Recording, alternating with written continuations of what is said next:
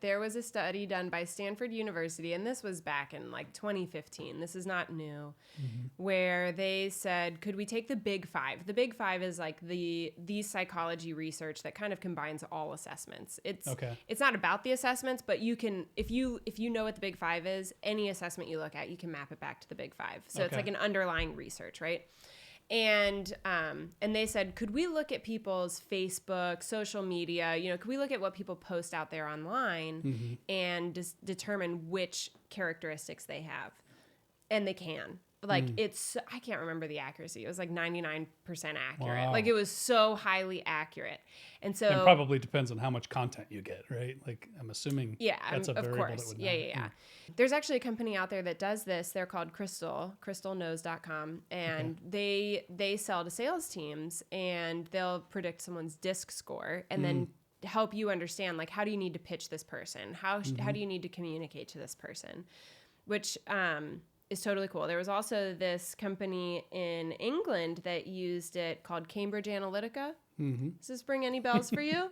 That's a familiar name. Huge political drama because they predicted, like, they use that information for how can you present ads to people in a way that will persuade them on which way they should vote. Yeah. And like big a lot of backlash debacle. on that. Yeah, exactly. Huge.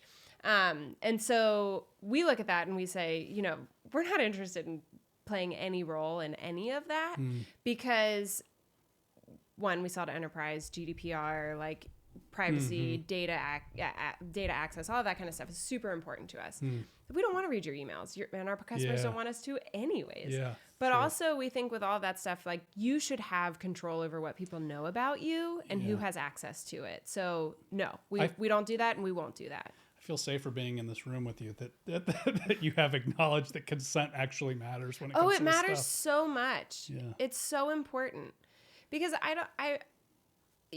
psychology is pretty powerful, but also, like,